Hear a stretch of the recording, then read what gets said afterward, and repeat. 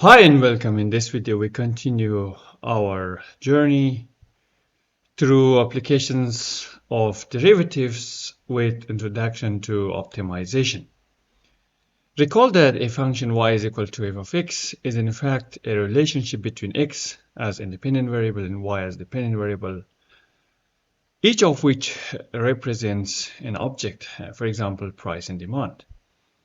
In several cases, it is needed that we find those values of x for which y gains or attains its maximum or minimum value. For instance, if x represents rainfall and y represents agricultural yield, an interesting question would be for which value or for which amount of x y is maximum. Or if x represents the units produced per day and y is the production cost, an interesting question would be for which value of x the cost is minimum or y attains its minimum value. These are examples of optimization problems. Optimization by itself is a major field. You can find an introductory book here in this link. In this course, we aim to introduce optimization by presenting a single variable case of y is equal to f of x using the first derivative of this function. But before that, let's define optimization. Optimization is the process of finding maximum and or minimum values of a given function under some constraints using calculus, in our case here using the first derivative. Before we study the procedure how to find maximum minimum values, let's first of all define different types of points that we will deal with. Maximum point for the function y is equal to f of x, the point c and f of c.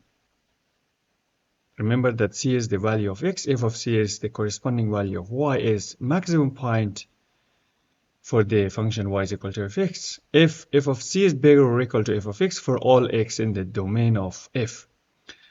This is also known as the absolute or global maximum.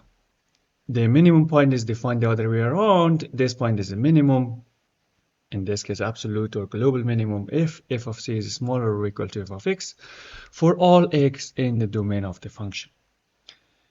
These points are also known as extreme points. Remember that not every function has a global max and or global minimum. If you consider the function y is equal to x squared, in the case where the domain ranges from minus infinity to plus infinity, there is no absolute or global maximum because it goes or explodes to plus infinity from either side. And there is, however, an absolute or global minimum at x equals to 0 because that is the smallest value that the function takes. However, if you consider this function at the closed interval of 0 to 2, there is an absolute or global maximum at 2, which is 4. That is the highest value it takes. And there is also, obviously, an absolute minimum at x equals to 0. If you look at the same function at the half closed interval 0 to 2, where 0 is not included, then there is obviously a global maximum at 2, which is 4. That's the highest value the function takes, but there is no minimum value because 0 is not included in the domain. And for the function 0 and 2, there is no absolute maximum or minimum. The extreme value theorem, which is very much related to the existence of the maximum minimum point, says if the function f is continuous on a closed interval a and b, remember that a is smaller than b, then f attains both an absolute maximum value m and an absolute minimum value small m in this interval.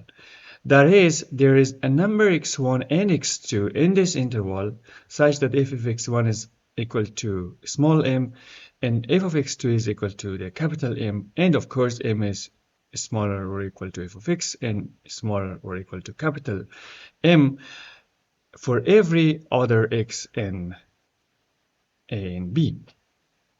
For example, if you look at this function y is equal to f(x), which is defined from a to b closed interval, then there is a minimum, a global minimum, and there is a global maximum here. And both of them are in the interior part of this interval. That means the global maximum and minimum are 10 and interior points. While in the second example, the global minimum and maximum are attained at border or end points of the interval. Here, one of them is at the border, and that's the global minimum. The other one is in an interior point, that's the global maximum.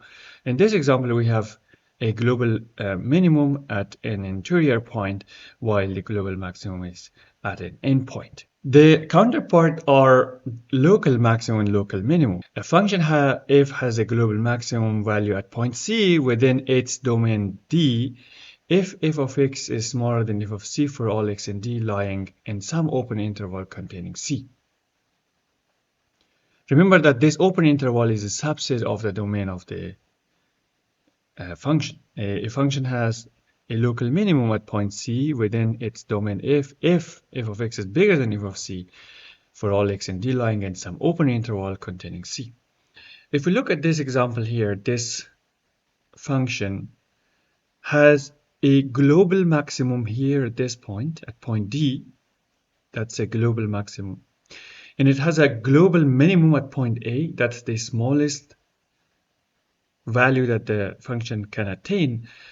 And additionally, it has a local maximum and a local minimum and another local minimum here. Furthermore, if you look at this example here, at this function, it has a global minimum at this point defined. This function is defined from in the interval from -3 to 4. It has a local maximum and a global maximum. In this function, we have a global maximum here, but there is no global minimum because the function on the left-hand side can run to -infinity. Therefore, there is no global minimum. And if you look at this function here, there is a global minimum here at 0, and there is a global maximum at an endpoint at 3. In this function here, we have a global minimum at -5, a local maximum here around -1, and then we have a local minimum here, and we have a local maximum at 8.